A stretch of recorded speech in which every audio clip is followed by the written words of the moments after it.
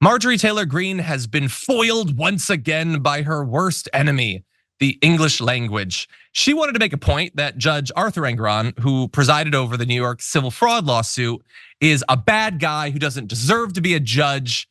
She went about it in a slightly weird way, though. See if you can identify what I'm talking about in this tweet. Judge Engoron should be disrobed and thrown out. He's a disgrace. Let's pause there. Disrobed and thrown out, like stripped naked and just thrown onto the streets of New York. Have at him. I don't want a naked judge. Brett, my best guess is that her addled mind, working at its full capacity, tried to combine disbarred with defrocked, neither of which have anything to do with this. But if you combine it, disrobed, what do you think? So your argument is that Marjorie Taylor Greene has ever used the term defrocked? I mean, it's the only thing where like you technically are talking about taking their clothes, I suppose. Before we continue with the story, we depend on members to keep on going. Don't wait, click join now on YouTube. I'm trying devil's advocate to advocate for kind of a devil, Marjorie Greene. What do you do to a judge? Thank you. Do you disempanel them? Well, you don't even disbar them technically.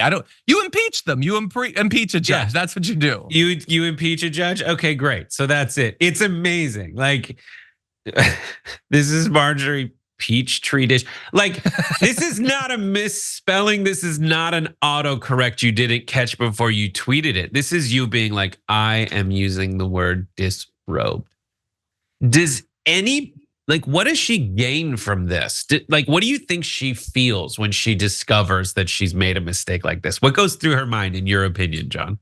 Literally nothing. I don't know. I think that if we were to zoom in on her mind and a bubble were to show up, it would just be a cartoon of like a wolf going. I think that's literally all that's going on in there.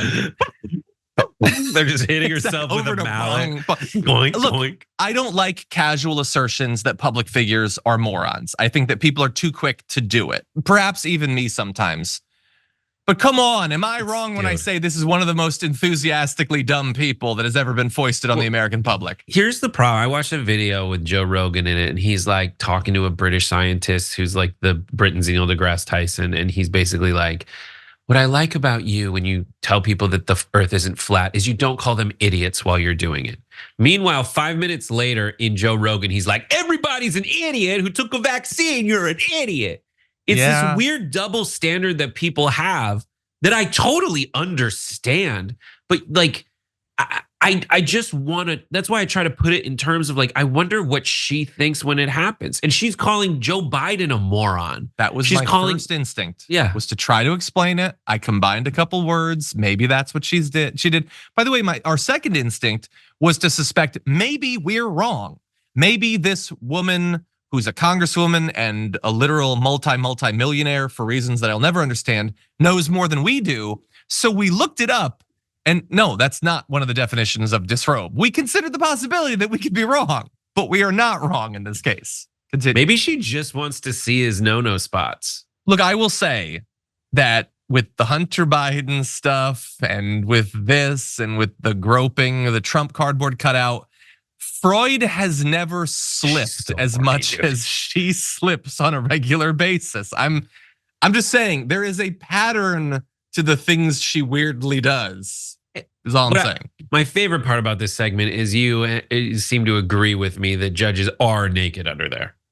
They are naked under there, and maybe we deserve to see what's going on. You know? Yep. Maybe.